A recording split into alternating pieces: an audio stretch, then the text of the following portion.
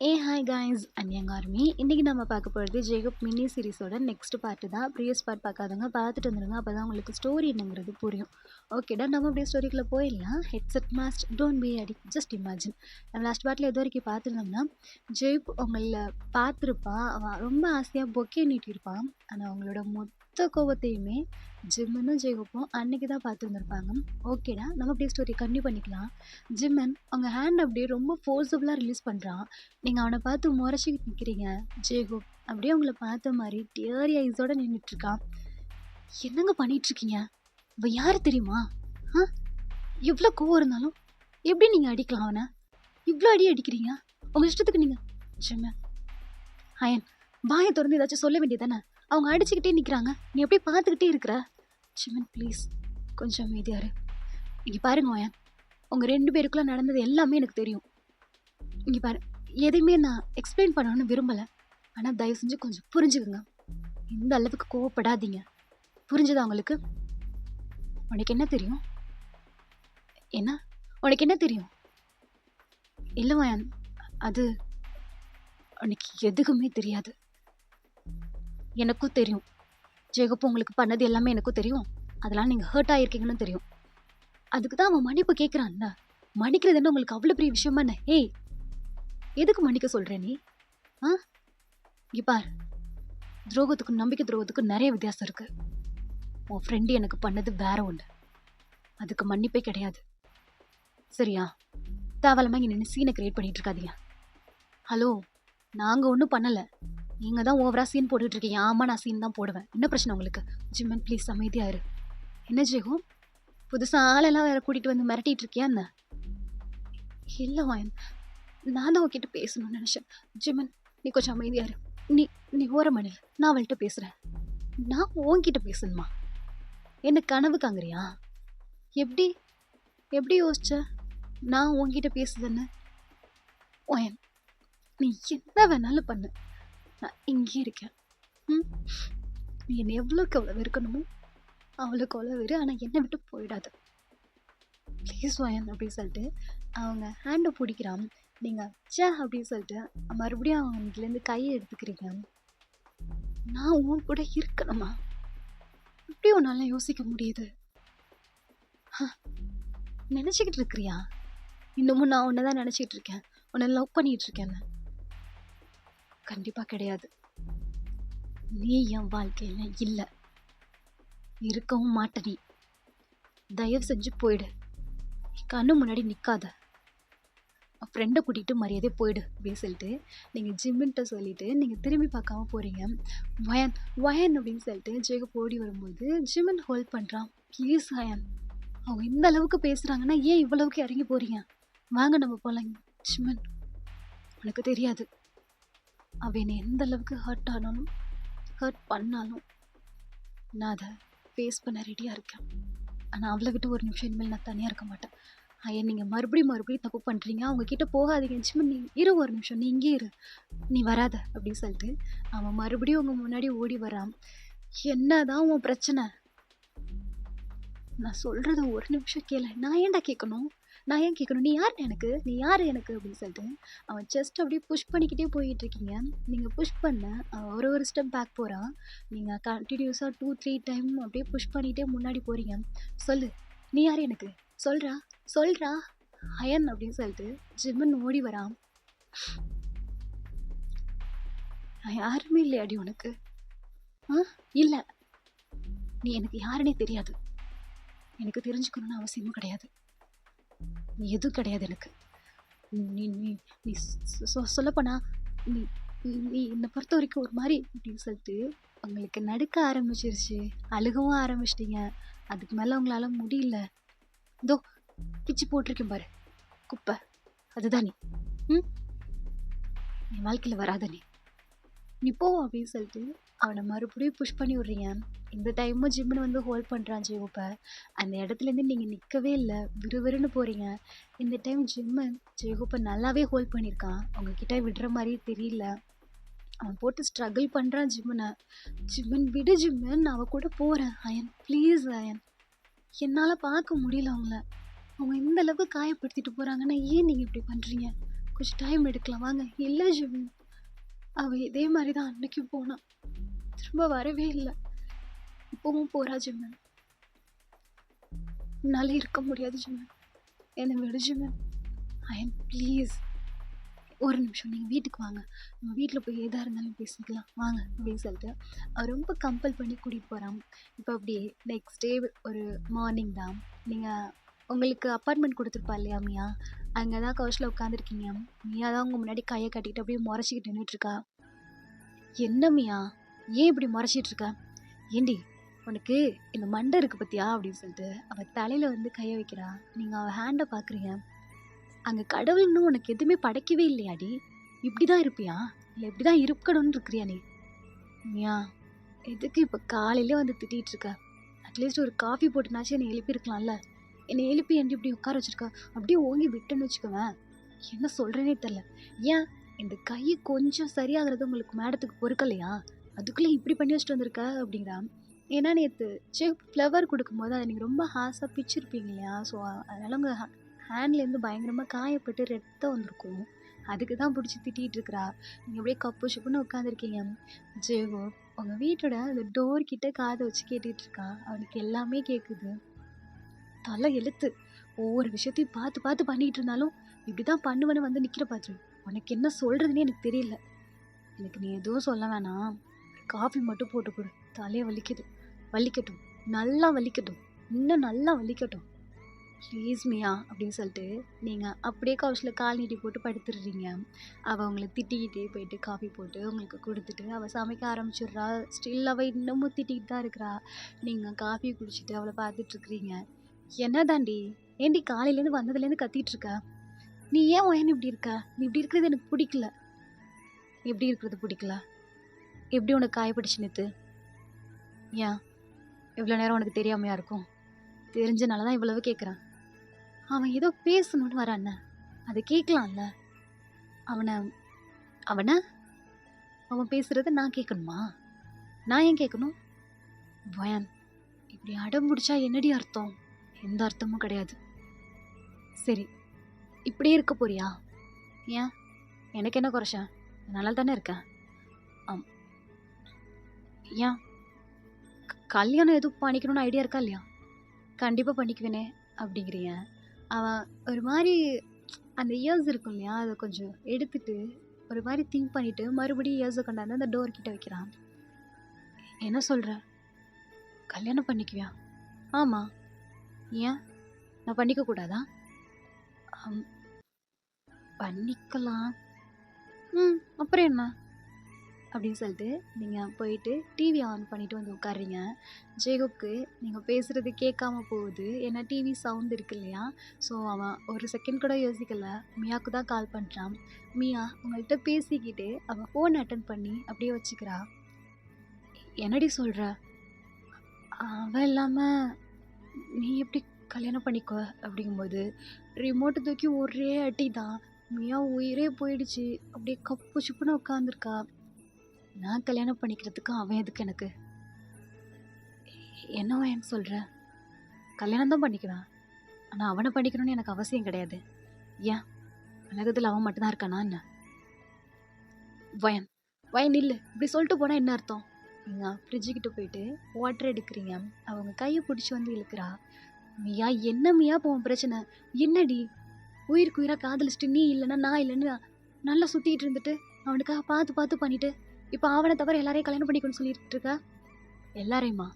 எவனாச்சும் ஒருத்தனை தான். என்னை பார்த்தா உனக்கு எப்படி இருக்கு? ஐயோ ஏதோ வாய் உளறி வந்துருச்சு, சொல்லு. அவன் இல்லாம வேற யாரை கல்யாணம் பண்ணிக்க போறீங்க பார். அந்த மாதிரி ஒரு பர்சன் என் லைஃப்ல எனக்கு கிடையாது. நான் மறுபடியும் அவன் கிட்ட போறதாவும் இல்லை, அவன் தான் ஏத்துக்கிறதாவும் இல்லை. போதுமா?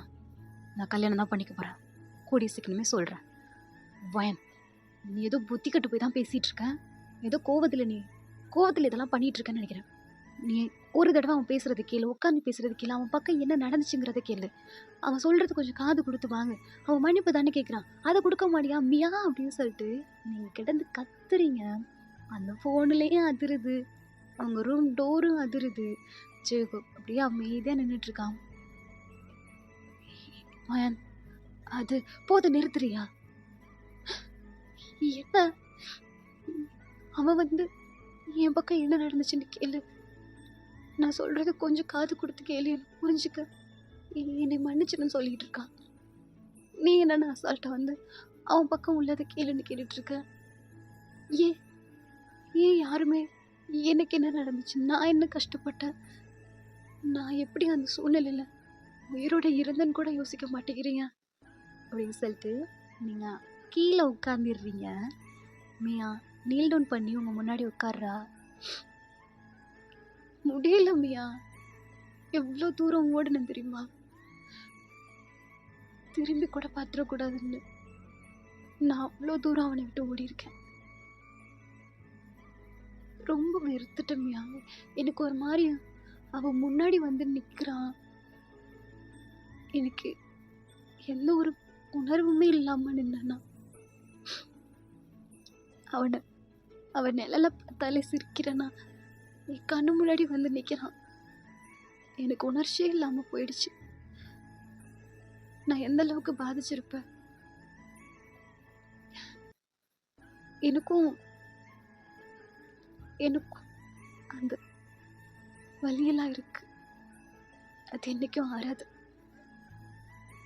அது என்னைக்கும் ஆறவும் கூடாது. அவன் உயிரோட இருக்கிற வரைக்கும் அவன் எனக்கு ஏற்படுத்தின வலியை நான் மறக்கவும் மாட்டேன், அந்த காயத்தை நான் ஆற விடவும் மாட்டேன்.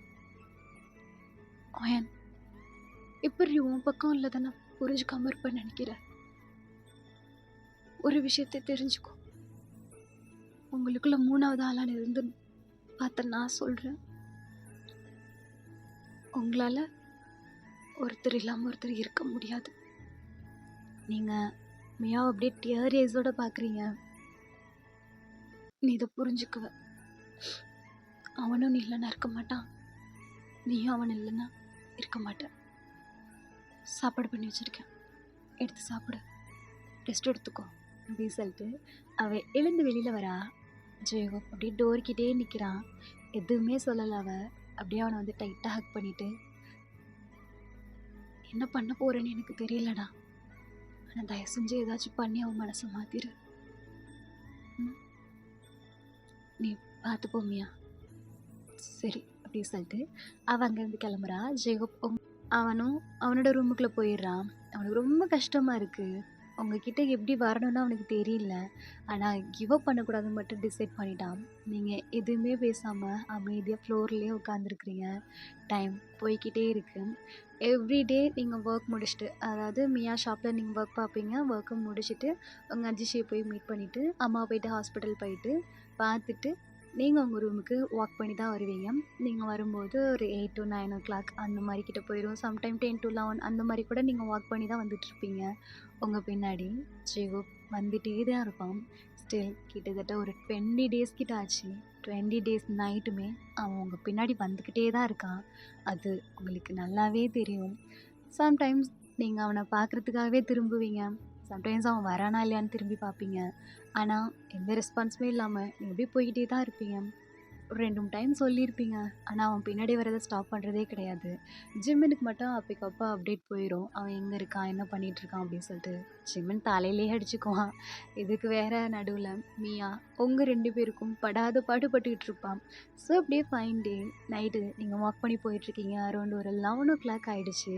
நீங்கள் ஸ்ட்ரீட்டில் தான் வாக் பண்ணி போயிட்டுருக்கீங்க. உங்கள் பின்னாடி ஜெயகோப் எப்போதும் போல் வந்துட்டு தான் இருக்கிறான். ஒரு சில அந்த வெஹிக்கல்ஸ் போயிட்டு வந்துட்டுருக்கோம் இல்லையா, அந்த மாதிரி போயிட்டுருக்கு.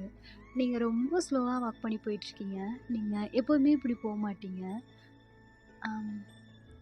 என்னாச்சு இவளுக்கு, இவ்வளோவா போக மாட்டாளே, நான் பின்னாடி வரேன்னு தெரிஞ்சாலே வேக வேகமாக நடப்பா, என்னவா இருக்கும் அப்படின்னு சொல்லிட்டு அவன் யோசிக்கும் போதே மட்டார்னு ஒரு அடி தான் கேட்குது. நீங்கள் திரும்பி பார்க்குறீங்க, பயபுல யோசிச்சுட்டு நடு ரோட்லேயே வந்திருப்பான் போல இருக்கு. காரில் மோதி கீழே விழுந்து கிடக்குறான். என்னாச்சு அப்படின்னு சொல்லிட்டு நீங்கள் ஓடி போகிறீங்க. கொஞ்சம் க்ரௌடாக இருக்குது. அவன் மாஸ்க் எதுவுமே ரிமூவ் பண்ணலை. ஜஸ்ட் ரொம்ப பெரிய காயெல்லாம் இல்லை, வந்த போஸ்க்கு பிரேக் போட்டனால அவன் மேலே பட்டுருச்சு காரு, அதனால அவன் ஒரு 2 ஸ்டெப் பின்னாடி போய் விழுந்துருக்கிறான். என்னாச்சு தெரியல, அவர் தான் யோசிச்சுட்டு நடு ரோட்லேயே வந்துட்டு இருந்தாரு. யார் அப்படின்னு சொல்லிட்டு நீங்கள் கொஞ்சம் மூவ் பண்ணி பார்க்குறீங்க. ஜெயகோப் தான். பார்த்தோன்னே உங்களுக்கு என்ன சொல்கிறதுனே தெரில. அப்படியே அமைதியாக அவனை பார்த்துட்ருக்குறீங்க.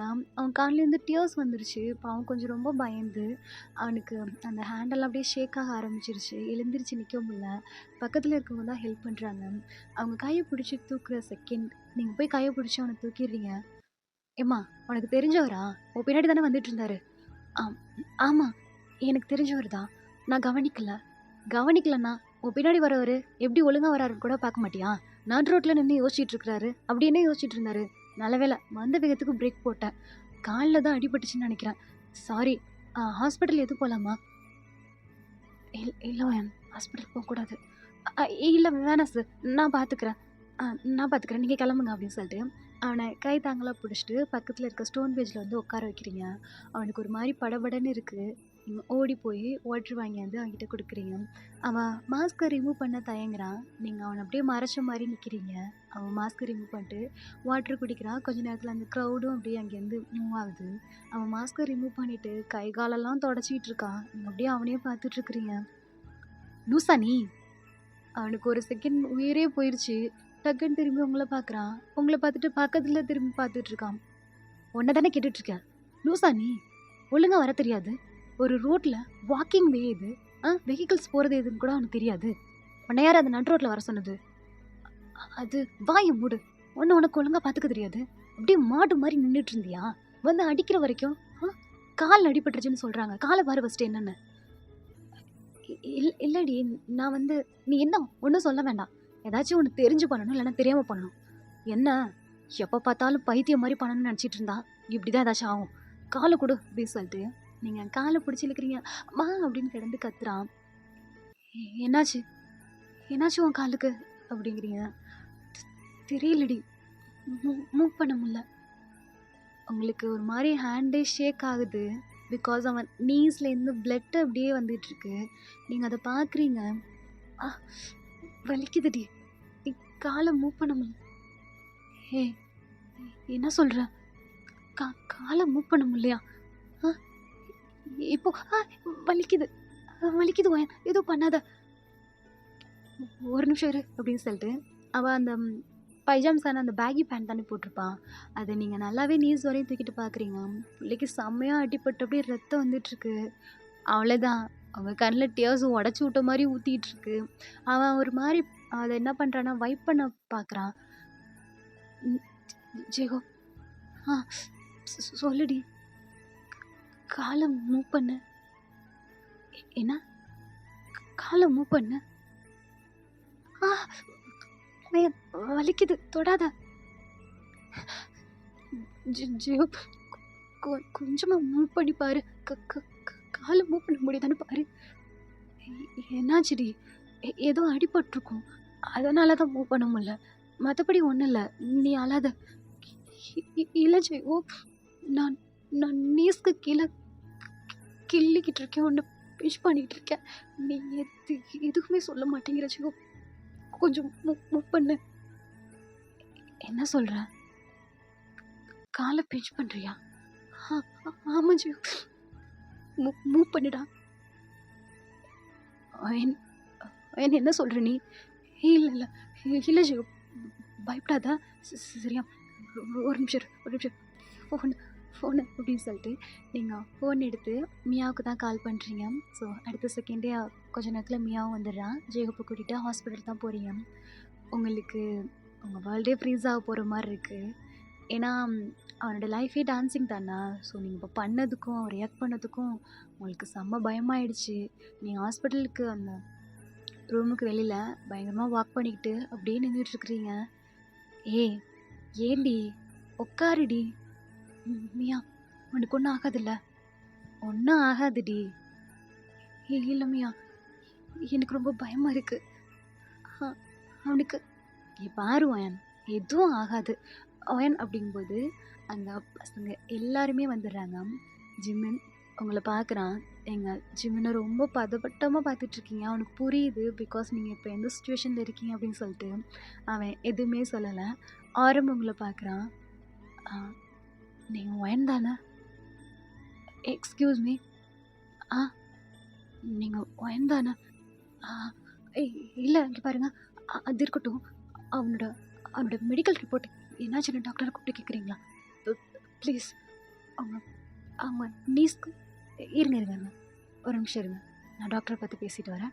பயப்படாமல் இருங்க. அவன் அவன் காலுக்கு என்னாச்சுன்னு கேளுங்க ஃபஸ்ட்டு. ஓகே ஓகே, நான் கேட்டு வரேன். நீங்கள் பயப்படாமல் இருங்க. ஜின், சொல்ல ஆரம். இவங்க வயன், இவங்க கூட கொஞ்சம் இரு சரியா? ஓகே. ஜேகே, நீ வா என் கூட. ஓகே ஆரம் அப்படின்னு சொல்லிட்டு ஜேகே ஆரம்பம் இங்கேருந்து கிளம்புறாங்க. பசங்க எல்லாரும் உங்களை பார்த்துட்ருக்காங்க. உங்களை யாருக்கும் அவ்வளோவா தெரியாது இல்லையா? நீங்கள் மியா கிட்ட அப்படியே நின்றுட்டுருக்கிறீங்க. வயன், ஏண்டி? மியா, அவன் காலுக்கு மட்டும் எதுவும் ஆயிடவே கூடாது மியா. ஏதாச்சும் ஆச்சுன்னா நான் என்ன பண்ணுவேன் சொல்லு? ஏய், ஒன்றும் ஆகாதுடி. அவ்வளோ கேர்லெஸ்டி அவனுக்கு. அவனுக்கு பார்த்துக்க தெரியாது அவனை. ம், நான் ட்ரூட்டில் வந்து சரி சரி சரி அழாதடி அழாத, எல்லாரும் பார்க்குறாங்கல்ல. அப்படியே டைம் ஸ்கிப் ஆகுது. உங்களுக்கு அந்த படபடப்பு ரொம்ப அதிகமாகிக்கிட்டே இருக்குது. மியா அவங்கள கம்ஃபர்ட் பண்ணிக்கிட்டு இருக்கான். ஜெகுக்குள்ள ட்ரீட்மெண்ட் போயிட்டுருக்கு. பசங்க எல்லாருமே உங்களை தான் பார்த்துட்ருக்காங்க. யாருடா அந்த பொண்ணு அப்படின்ற மாதிரி. ஏன்னா நீங்கள் ரொம்ப வித்தியாசமான கெட்டப்பில் இருப்பீங்க இல்லையா? ஸோ அந்த மாதிரி பார்த்துட்ருக்காங்க. ஓகேடா, நம்ம இதோட இந்த மேட்டை முடிச்சிக்கலாம். நெக்ஸ்ட் டைம் நடக்குன்னு சொல்லிட்டு நெக்ஸ்ட் பார்ட்டில் பார்க்கலாம். And this bye from BT stream 2.0. Tata bye see love you all. Then subscribe பண்ணாதவங்க கொஞ்சம் சப்ஸ்கிரைப் பண்ணி சப்போர்ட் பண்ணுங்கடா. ஹம்சா மீதா சராங்கி பப்புலியால்.